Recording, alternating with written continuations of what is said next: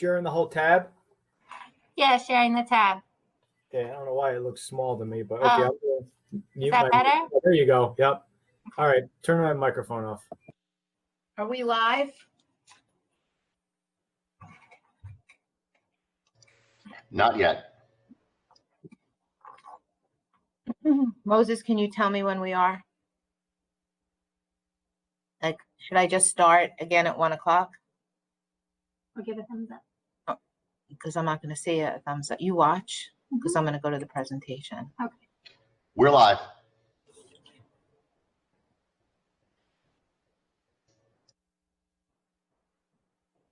Waiting till 1 o'clock.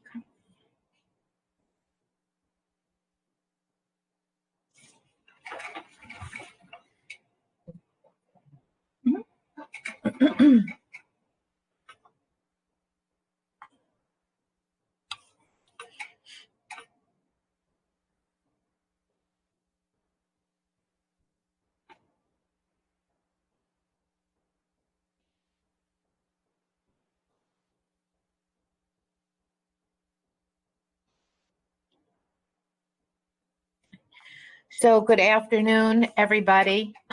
Today is the third meeting with our parents regarding our reopening plan for the 2021 school year. And for questions and answers, we did receive some questions that I will be answering as we go along. But before we get there, I'll be putting a presentation up so that we can provide some information to you. So I want to tell you that this event is on YouTube Live. If you'd like to submit any additional questions, you can do so at the link that's on your screen right now. In addition, on YouTube, there is a link right beneath the video, and you can click on that link and put your questions in, and we will answer the questions in the order that they're received. So the link is here. I'll leave it up for a minute.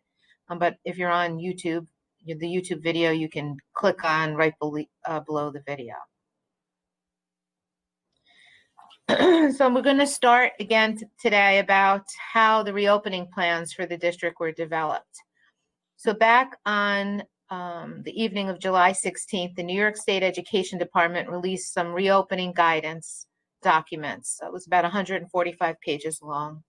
Prior to that, about 3 days before, on the 13th, the New York State Department of Health released a document that really focused on health and safety issues. The State Education Department's guidance included safety and health issues, but also included instructional and program guidance that was to be used while we developed our plans.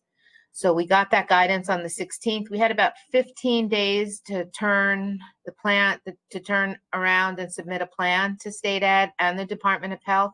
Those plans were submitted by July 31st. We were required to get feedback and input from several sources. That included teachers, parents, stakeholders, guardians, parents, community members. We have community agencies. And you can go to the plan document, which is posted on our website. And the first portion of the plan has to do with communication, and it's detailed in there who was involved with the input of the plan. I'm going to go over some of that in summary right now for you. So we had a teacher distance learning reflection and reopening survey where there was input that we received. We had our parent guardian distant learning reflection and reopening survey.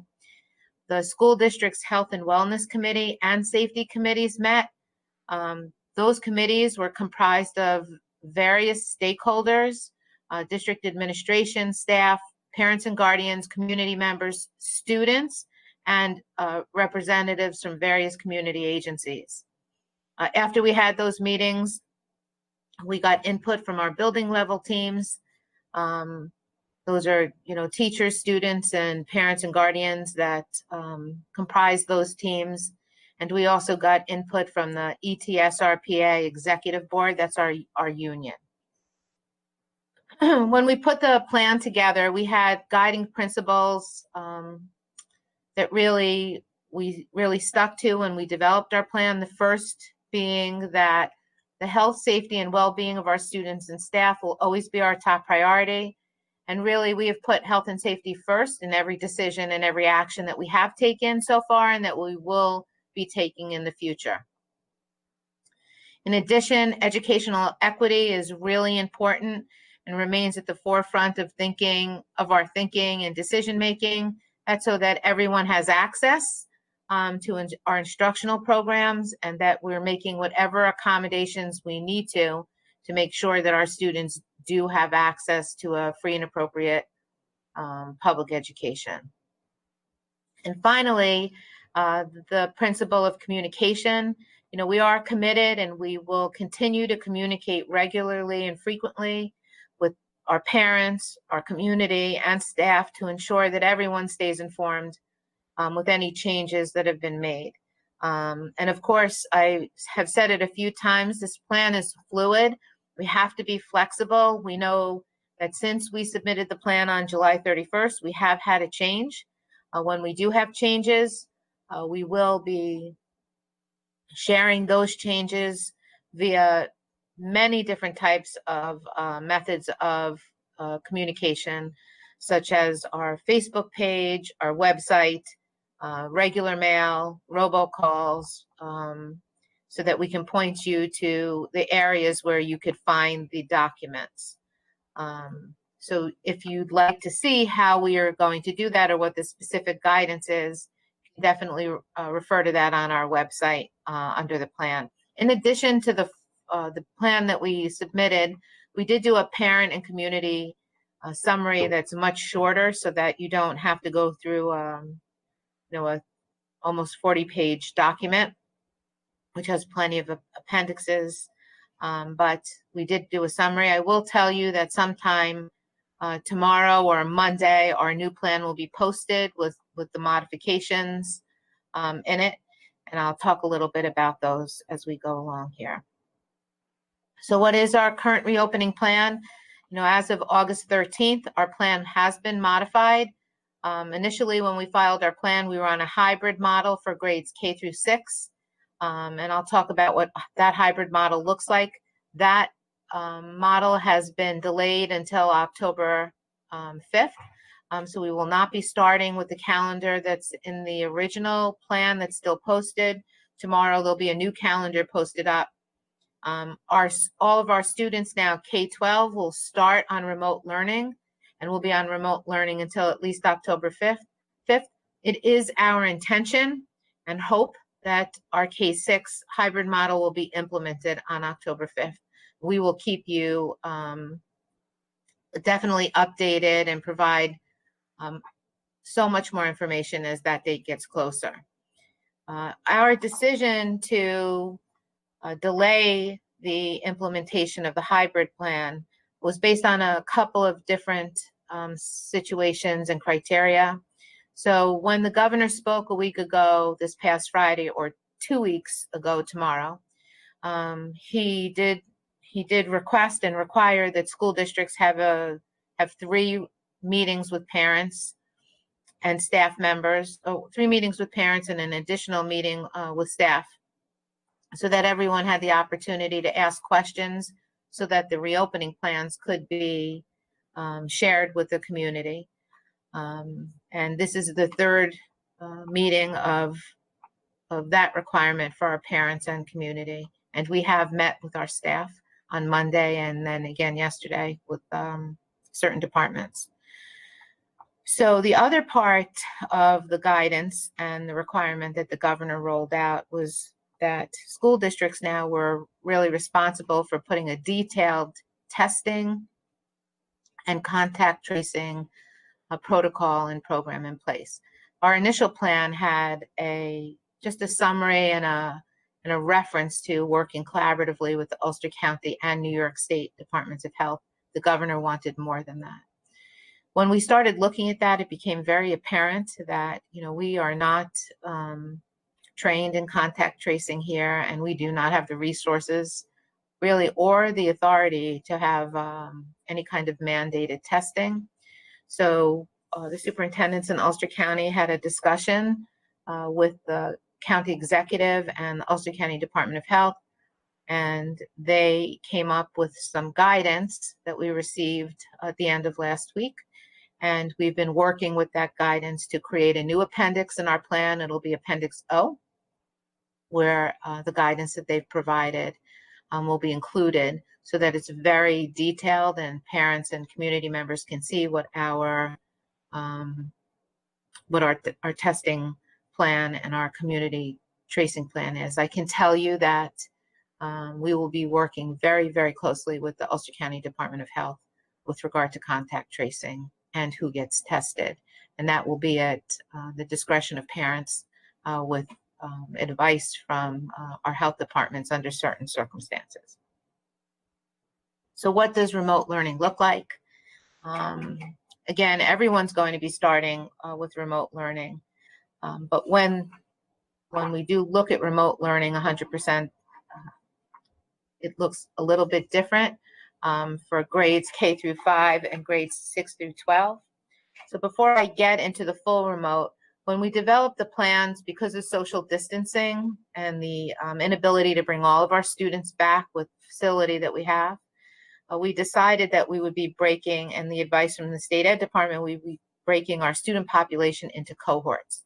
So we'll have a cohort A and a cohort B, where about 50% of the population will be broken into 2 cohorts. And those cohorts will be really put together based on families. And so if you have a child in each of the buildings, your children will be in the same cohort. So you don't have to worry about some of your children coming to school one week and another child coming another week. So they'll either be in cohort A, a family will be in cohort A or cohort B. The students in each of those cohorts will receive live instruction at different times, K through 5 for both ELA and math. It's going to be a minimum each day of live instruction of 120 minutes. That goes right across all the grade levels now. It's also a modification to the initial plan. And the teachers in your buildings will be giving you schedules on when that live instruction will be. We've heard and gotten feedback over the last few days about some concerns, very, very justified and legitimate concerns about parents who work and what if they can't get on at those live times. We are in the process right now of developing a program and a plan where we'll be able to hopefully provide live instruction, live support on what those lessons were, later after the school day. So that information, as I said, this whole plan is very fluid and flexible, and we're working really hard to make sure that we can accommodate, modify what we're doing so all of our teachers and families have opportunity. So really the positive, I would say the outpouring of feedback to us has been very, very helpful. And if you have ideas, we're always willing to hear them. You can always email me, but email your principals and your main offices, because they're working with the very fine granular parts of these plans. So grades 6 through 12, those students will be following their period by period schedule. So they'll be following an 8-period day. Grade 6 will initially start on an 8:50 a.m. to 3:34 p.m. schedule, which mirrors the K through 5 on both the hybrid and full remote. Grade 7 through 12 will be at 7:50 a.m. to 2:34. I know there's been some questions about grade 6 being on a different time period, but because we're including grade 6 in the hybrid, they'll report on October 5th initially. We're planning on having one bus run. When not if, but when 7-12 comes back to the building, grade 6 will go back to the middle school schedule, and that schedule will change. So we want to be consistent and really get some patterns and routines down for those students early on, so that when they return October 5th, there'll be one change when 7-12 comes back, not a couple going back and forth. For each one of those periods, grades K through 12, there will be a minimum of 25 minutes of live instruction with teachers each period. That I really have to say that's going to be really flexible. Said it last night and the day before. we have really great teachers. Our teachers have been working so hard this summer, going to professional development, going to classes about the platform we're using, Google Classroom. They've been doing a lot of curriculum writing to modify the curriculum for remote learning, and people are going really above and beyond and really stepping up their, to really make sure that our kids, all of our students here get a really good educational experience this year. Now, I want to say this, I've been saying it in all meetings, this is not perfect. But this is not going to be what it was last March, April, May, and June. But I have to say, we're all going to have to be flexible. This is not the way children should be engaged in learning. This is a pandemic and a response to the pandemic. The best opportunities our children and the best learning our children will participate in will be when they're in the classrooms in front of their students. And right now, we're not able to do that with all of our students. So we're doing the best we can under the circumstances we're in, trying to keep everybody safe. So we just have to always keep that in mind and have that be our mindset. And I can tell you, we're all committed to working with you and working with everybody to make sure that as we go, we modify whenever we need to. So what does remote learning look like? For all students K through 12, remote instruction is going to begin on Tuesday, September 8th. Teachers will have the opportunity to transition to instruction after there's, some time to orient our students virtually. Beyond just getting lessons going, we are very cognizant that our students have been out of the building since March. And during the period of time, teachers are going to really work hard to acclimate students to, this whole remote learning environment. We're going to set expectations, ensure that all students are able to connect online, and really appreciate parents are really starting to call us with, the obstacles and barriers that we have, and we're working through it. Really want to give a call out to the town of Warsing. They've been working really hard with us, with Spectrum and other providers whenever they can, to try to help us with the connectivity issues that we're having. And we're really working really hard to make sure that, there's great opportunity here. Teachers will be conducting pre-assessments, and we're going to ease into this for our students. So there was a question that continues to come up. Can my child continue with remote learning after October 5th? And the answer to that is yes. Unless otherwise directed by the state education department or the governor, parents and guardians are allowed to choose remote only. You're the parents, you're the guardians, you're uncomfortable, you have people at home that might be medically compromised, and there's an issue with being, with the possibility of being exposed to this virus. Although there might be only 2 cases right now, we also know from the science that, there could be people that are that have the virus that are asymptomatic. So we get that parents and families have to make very difficult decisions during this period of time, and we are committed to working with you. Remember, our goal is to get all of our kids back eventually when we get the green light to do so. So you can opt out for remote only. Our opt-out is really semester-based. So if you opt out for the first semester, which goes through September to the end of January, at some point in December, January, you'll be able to opt out for the second semester. You would also be able to change your mind at that point if you wanted your child to attend. Remember, at any given time, based on some of the other scenarios I'm going to talk about shortly, the school district or a class or a group of students can be isolated and not be attending school and only attending remotely. So I'll give you a couple of scenarios where that could possibly happen. So let's talk about health and safety guidelines, probably the most important part of this plan. As I said earlier, we'll continue to say this is a pandemic. This is not by choice we're here. So students will be required to periodically submit verification of health screenings You can find what that looks like in our plan in Appendix A. Most importantly, we're asking parents and families, do not send your children to school who are sick or exhibiting any of the symptoms of COVID-19, a fever, a cough, runny nose. You know when your children are sick. We know as parents. And even if it's a mild illness, we're asking you to keep your children home. We're asking staff to stay home if they're ill. You know, we want to be careful that we're not spreading this virus or any illness, throughout our populations. Prior to entering the building, students will have their temperature checked. We will not be keeping those records. They'll either pass or fail a temperature check and a health questionnaire. If a child or a staff member fails the temperature check, they will not be permitted to. They'll be sent directly to an isolation room, and parents will be called.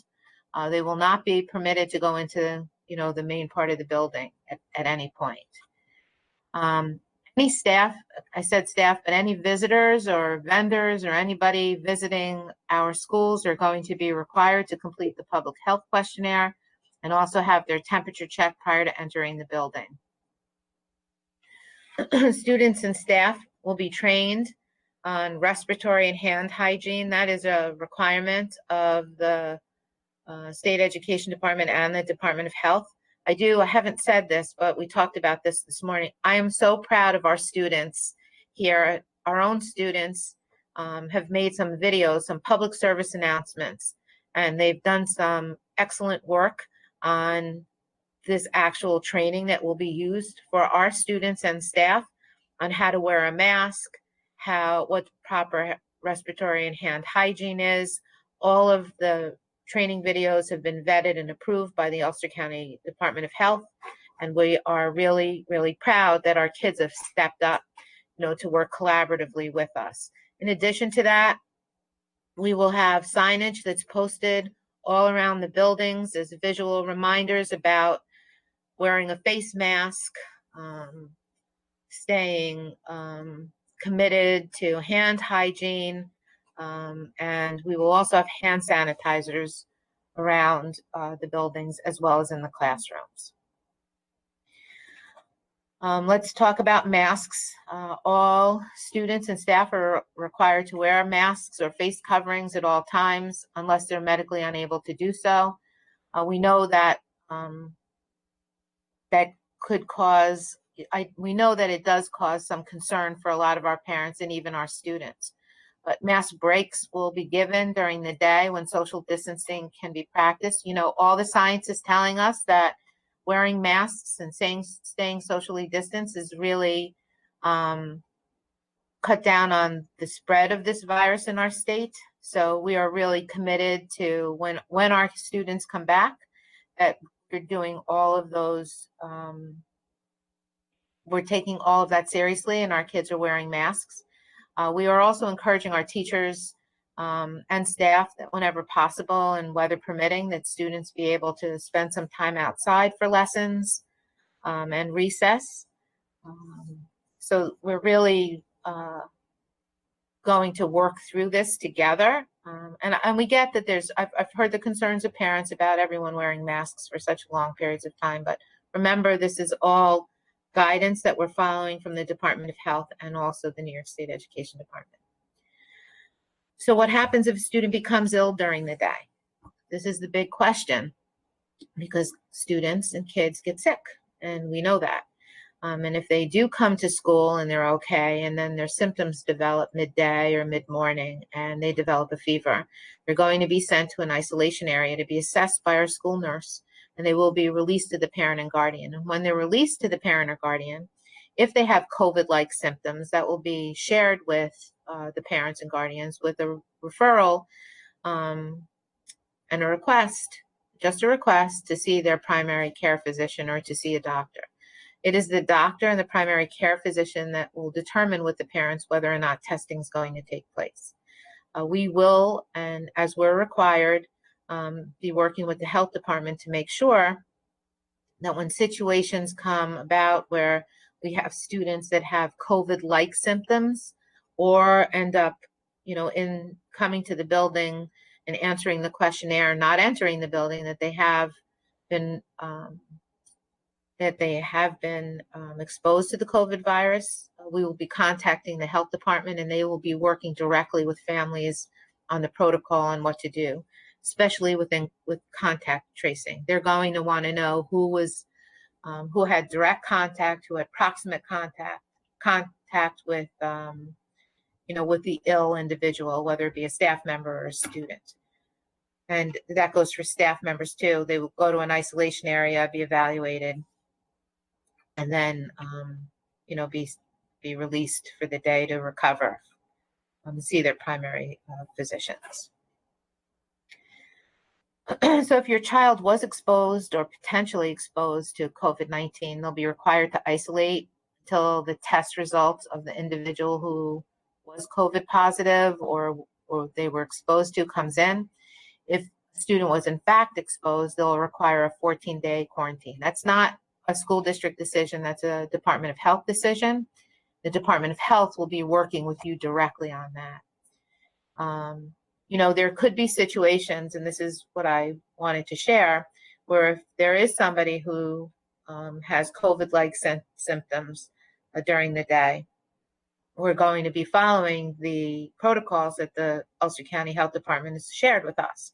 And that could very well be that classroom is closed for the day. It's sanitized, but the students that have had direct contact or proximate contact with the potentially exposed individual might be sent home until we get a result on the test or until a period of time of isolation passes. We will be working, there are public health nurses that are being assigned to school districts specifically so that we will have someone to contact immediately. We have a great commitment from the Ulster County Health Department and the executive's office that we will be very attentive and in touch with our school nursing staff as needed quickly.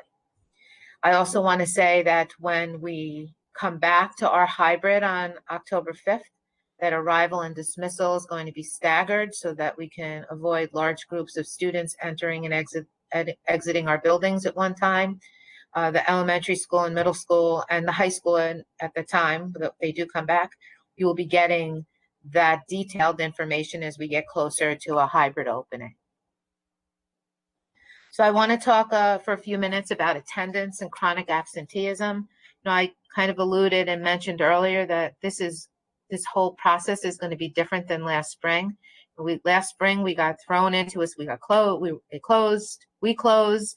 We were directed to close, and we really were building a remote learning platform at 30,000 feet, flying a plane, and all things being said, I think that we did the best we can with what we had, with very little guidance. We've had a lot of time to reflect on all of that and to really revise what we're doing, and the state education department has really required that there be live synchronous instruction, and that's students are expected to engage in instruction whether we're participating remotely or in person. So attendance is going to be taken very seriously. Parents will be contacted if students aren't engaged. We know that parents are struggling and really worried about how that's going to look if they work. And as I said earlier, we're going to work with parents to make sure there are opportunities for students to connect, even if it's not at the times that are laid out in the schedule. If students are not engaged, as I said, we're going to contact parents, and we're hoping that people are responsive to the outreach from the district. But we are required, if there's a disconnect for any reason and there's no cooperation, to really have outside agencies assist us. Now, it's not a threat, nobody's interested in that. I can't tell you enough how people are really stepping up here and want our kids to be engaged, because we know this is a huge challenge, and really inconvenience for everybody. We are really committed to making this work the best we can with what we have. The next slide is about addressing social emotional needs and mental health. Our student support office and other people in our buildings are going to be available to provide support to students and their families. We will be working closely with outside agencies to provide any support that our parents and students will need. And teachers also will be provided guidance on supporting students' social emotional needs and mental health in the classroom. You know, our teachers have said to me over the course of the last 5 months that, you know, that's so important for our kids to be engaged online. And, you know, we all get frustrated when that doesn't happen for a variety of reasons. And that's why we're going to be very committed to working together to make sure that we can remove as many of those barriers and obstacles as we can. But, you know, this is different. Grades are going to be given. This is not just pass fail. This is, you know, right now the state has told us that, you know, regents and state testing will continue until, you know, they give us additional guidance. So, you know, this is going to be different, but it's going to be, you know, school. Technology and connectivity. If your child is still in need of a Chromebook, please contact the main office of the child's building. Our kids that are coming in to kindergarten will be doing an orientation that for the week of the 8th. We're reaching out right now to make sure our kindergarten students have Chromebooks at home. Please contact us if you don't have a Chromebook, and also contact us if there's something wrong with the Chromebook that you had. You know, we will switch it out. We want to make sure that when school starts, there are working Chromebooks in, you know, in our homes. And really, you don't have to share a Chromebook. Your kids don't have to share with just one device. We're prepared to go student, you know, one-to-one for all of our students, so they all have their own devices. Our Chromebooks are internet enabled. And again, if you don't have access to regular and sufficient high-speed internet, please contact us so we can help to resolve the issue. Food services. So we've gotten good feedback about food service. You know, our food service, when our students are on remote instruction, breakfast and lunch will be available for pickup or delivery as it was last spring. Initially, we were going to do twice weekly. We're looking at the possibility of doing it possibly 3 times. We just need to make sure that we can sustain that type of pickup and delivery, you know, once we get to the hybrid model. Please, and I know I'm saying contact your children's main offices. It's so important to keep in touch. You can email us also. Breakfast and lunch is available to every one of our students, every one of them.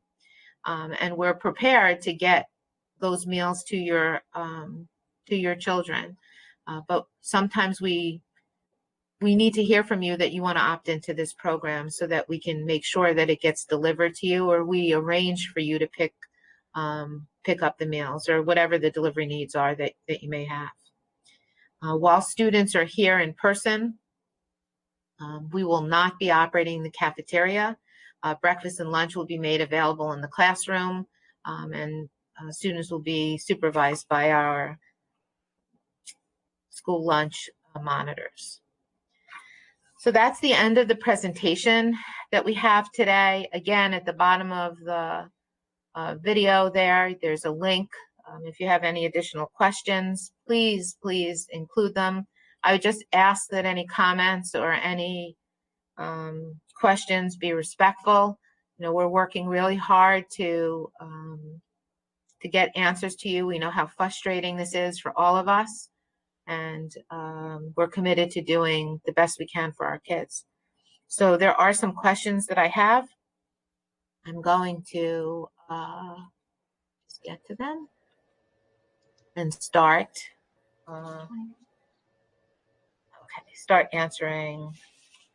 So we have Moses Aponte somewhere out there, and the process, we're very thankful for Moses's great voice with regard to reading these questions. So Moses will read the questions and I will answer them. Are we ready? We're ready. What will happen for parents who do not feel comfortable sending children to school on October 5th?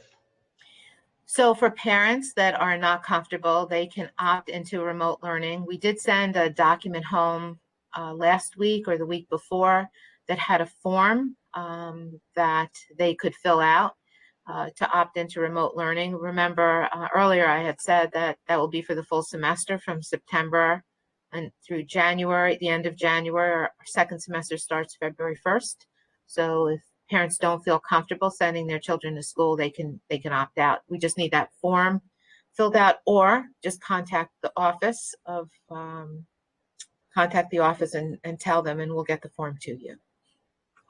If students go back in October, what will happen if a classmate tests positive for COVID? So if a classmate does test positive for COVID, the health department, Department of Health from Ulster County will be very involved. They will be doing the contact tracing to determine who that child had direct contact with and proximate contact with. So direct contact, I just want to go back, direct contact would be contact of anybody that was less than 6 feet away for more than 10 minutes. If that changed, it used to be 15, but that recently changed. Proximate contact is individuals who have brief encounters or extended encounters with the individual who's infected. So the health department will be working with families and the school district to determine who had contact, and they will help us determine whether or not a class or multiple classes or the building should be closed and placed on isolation for a period of anywhere up to 14 days. And we will follow the lead and the direction of the Ulster County Department of Health. Approximately when will the high school be going back to school? So the high school will be going back to school. We hope the high school at 7-12 will be returning back to school, hopefully at the beginning of November. Our plan was always to bring K6 in first. There's been some question over the last few days on why is it K6 and 7-12. Guidance from the state education department is pretty clear that they would like us to focus on the earlier grades first. It's definitely more of a challenge for them to learn to read and write and to develop skills on the computer. But our hope and intention has always been to get 7-12 back in the building as soon as possible. That will probably happen at the beginning of November. I do want to say that, you know, our 7-12 students really, they use lockers, they move from class to class, they have very different schedules. Students aren't always in the same classes. It's a very different than K-6 setups. So it's really important that we make sure that all our health and safety procedures and protocols are in place so that we're ensuring that everyone's safety is taken, you know, is a priority. And when they move around the buildings, that we can, you know, limit any risk. Good afternoon. My question is, what will happen to the student if they cannot attend the meeting due to a medical appointment? My 3 children have a medical appointment for their physicals on September 9th. So we surely understand that if they are going to miss remote learning, it would be, you know, for a doctor's appointment, that would be considered an excused absence. We would ask that you contact the main office and let the teachers know. As soon as you know who the teacher is or teachers are, you can let them know. They'll know ahead of time. Your child will have the opportunity to make the work up, and it will be marked as an excused absence. How will the kids' supplies be stored the weeks they are not there? Will they be put into storage bins? Yes. Grades K-6 will be provided storage bins and bags or bags to store and secure supplies in the classroom, supplies and materials for the students who are not in person. I have a diabetic girl and I'm not going to send her. And I also have her little sister who does not go to take care of both of us. Okay, thanks. Okay, so that is fine, but please make sure that we have your name and your contact information in the office so we can put you on a full remote program. I share custody of my child. We both have 50-50. The other parent is not responsible, and I'm afraid the Chromebook will be damaged and I'll be responsible to cover the damages. Is it possible to get a Chromebook for my child to keep it at home? Therefore, there is no confusion, no lost hardware, and I could take that off my ever-growing list of worries through this pandemic. Yes, we will definitely provide you with additional Chromebooks to be kept at each home. But please, again, contact the main office or email me or email your principal or email Moses Aponte, just so somebody has that information so we can facilitate that for you. How will you be handling heating and air conditioning? Can the HVAC system be running in a safe manner for the staff and children so as not to spread COVID-19? Yes, our HVAC system can operate in a manner that will not spread COVID-19. I can defer to Mr. Napoli, and I will, but he is advised that there'll be some additional. Vince, why don't you go ahead and just share what we've done with regard to the HVAC? Sure. While there is no direct proof that anything can prevent the spread of COVID, I will tell you what we have done is we have doubled the fresh air capacity in every classroom, in every office space. We are increasing the number of times that we are replacing the air filters, any place where there is an air filter, and we're also in the process of upgrading our air filters to MERV 11. Our systems won't handle the MERV 13, but we are upgrading to MERV 11. Just a comment. Just wanted to apologize for all the negative and disrespectful comments of some of the parents during these times. We are also being affected by the closing of the schools as my husband and I work full time, but we know that this is being done in good faith and for everyone's safety. We are grateful for everything you are doing for our children, the Trinidad family.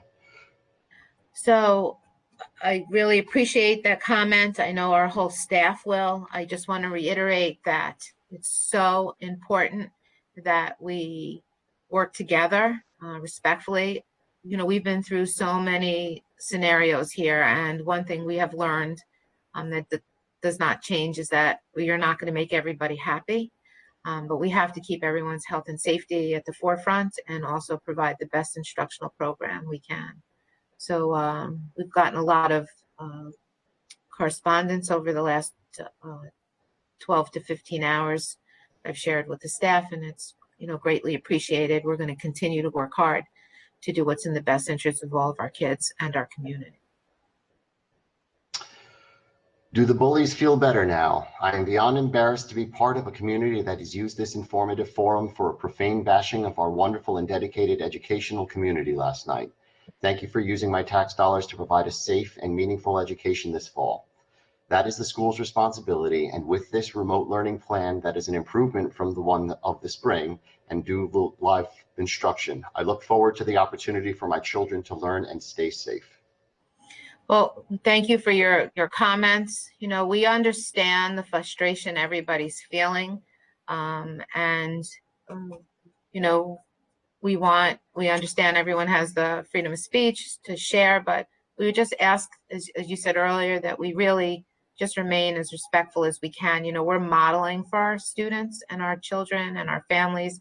Most importantly, I'm going to say this, I say it a lot to our kids and in our community. We always hear very often, oh, Ellenville, those Ellenville kids. And, we're great advocates for every child that comes through this door. And we get a very bad and misled rap here for who we are. And I don't like to feed into it with any disrespect. So I think it's really important that we really continue to work together to keep our schools improving all the time. Can my high school student opt into remote only for the year? Yes, they can. Please contact the high school office. A correspondence is going to be sent to our parents and guardians of students in grade 7-12 in the next week or two to ensure that they get the same form to opt in and out by semester. If we decide to opt our children out, is it for the year? At what point, if we decide, can they come back? Right now, we have our period set up by semester, as I said earlier. So you can opt out from September and January if you choose for the second semester to have your child come back February 1st. You know, you should absolutely let us know that. And if something else arises that is a hardship, of course, we're going to work with all of our families. If a remote high school student can't make class and needs to be absent, how is that handled? If they have an appointment and need to miss class, do they inform the teacher ahead of time? Or if they were sick and need extra time to finish work without points taken away, how is that communicated? So this is going to be handled if your child's ill and can't make a class, or they have an appointment. It will be handled in accordance with our attendance policy. So it would be a regular absence, excused or unexcused. It's really important to let the teacher know and the main office know that the student won't be participating in that for that period of time. And it always helps the teachers to know ahead of time so that they can make arrangements with the students to make up the missed work. So they're not, they have the opportunity to not have their grades reflect any missed work. My daughter has speech classes. How will she be able to access the classes this year because she never received it at all last year during remote learning? So I would ask that that you contact the main office of your building. If a student has an IEP or had services through 504 plan, we will definitely make those services up to the extent practicable. And speech services can and will be delivered remotely and in person when we can. So if you can contact the office or the Office of Special Ed and just tell us what your concerns are and give us your name, and we might have that. I'm not sure yet, but please just reach out to us so that we can make sure that your child's being, the services will be provided. Will the school supply lists be the same for distance learning? That's going to be communicated by the classroom teachers in the building. So there'll be some things that you'll need. You might not need some of the supplies until we go into hybrid. But I definitely would contact the teacher. When you know who the teacher is, I'm sure that information will be coming, or contact your main office. They'll have more information for you. My child will be attending the Sullivan BOCES for the AM course and then returning to the Ellenville school to finish his other classes. My question is, do you have any current to-date information on how the bus schedule will go? He will be going to Sullivan County BOCES in person on Monday and Tuesday. Will there be transportation? If yes, what time will he have to be at the school? So we will be providing transportation to our students that, attend other programs. They are working on finalizing the routes right now. I would contact, if this is for VOTEC and your child's in the high school or whatever building your child's in, I would contact the office. But we are sending all of our children to all the programs. So let's say you have a child that attends Orange BOCES or Ulster BOCES. They will follow the program schedules and the reopening plans of those buildings. And we will be providing the transportation, and you should be getting that information in the next week on what the schedule is for transportation. When it comes to the hybrid model, will you be giving parents a walkthrough of everything that was implemented to keep our kids safe? I know I personally would feel more comfortable knowing exactly what has been done. Yes, right before we had this discussion this morning, right before or sometime before the hybrid model's implemented, the building principals will be providing you with a hybrid instruction parent guide on what you can expect with regard to your students coming into school. That'll include arrival dismissal, safety precautions, attendance information, additional supplies. I don't know, Desai, if you have anything else you want to share, or Mr. Spinelli, about what that looks like, but I know that they're working on a guide to send home to you right before we go into a hybrid model. The staggered times will be different with arrival and dismissal. how our process of arrival and dismissal will work will change. So there'll be very specific details, as Ms. Weil said, coming out to you, but we're gonna wait to push those out until mid-September so that nothing is confusing right now. Right now, we're gonna work on just getting out who your child has, Chromebook pickup, distribution of materials, and our exact distant remote plans to you. So just stay tuned for all of our information. We're working hard to get everything out to you. I know it's everybody's kind of anticipating and waiting for everything, but we are working hard to, I know the elementary, hopefully get it out, mail everything out by Monday morning. I'll echo exactly what Ms. I said. We're not going to send out multiple plans to the parents, guardians, and the students so they're confused. What you can expect within the next week or so is a class schedule along most supply lists should be up on the website now. And if any are missing, they'll be up by the end of this week. And other than that, we will also be communicating, supply pickup times. If you have any other questions that are more specific than that, please don't hesitate to call the main office. And as Mr. Spinelli just said, all the elementary supply lists are posted on the district website and on Facebook. All right, stay tuned for the pickup of supplies day coming up soon, and parents should be receiving schedules as well as their students. When K6 come back to school on October 5th and cohort A is in school and cohort B is remote, would the remote cohort B have a different teacher since cohort A will be taught live in school by their teacher? They will not. They will have same teacher, and they'll be remoting into the class at the designated time. Good afternoon. My son receives speech therapy through the school. With the closure in the spring, he wasn't able to get speech therapy. Will he be able to continue with it through remote distance learning? Yes, speech services can and will be delivered remotely. We are going to try to see if we can accommodate some in-person speech service whenever possible, but speech services can be delivered remotely, and we will make sure that happens. Please reach out to the special ed office if you have concerns and you did not get services, because to the extent practicable, as I said earlier, we're definitely going to try to make up those sessions. My grandchildren take private piano lessons with theory instruction. Can this count as their music class? No, at this time, we haven't offered this as an independent study. Your question is a good one. And, I'm going to refer this back to the buildings and see if we can make any type of accommodation with regard to this. You mentioned that you're going to put family members in the same cohort. Is that members of the same household only or cousins as well? Right now, it's the same household. And that's it. That is it.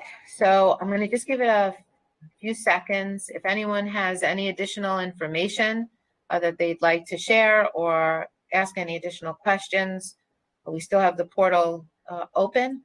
I really want to thank everybody, our staff members, the administrators, especially our Board of Education that's been very supportive. And I really appreciate the respectful nature of all of these comments today. We all do here. And you have my word that we're going to continue to work really hard to make sure this is the best year possible for every child who's enrolled in our district. So again, thank you for your time. Thank you for participating and asking questions. And if you have any other input or feedback, we're always open. Just email one of us or contact the office, and we'll be back in touch with you. So thank you. I hope everyone has a great day.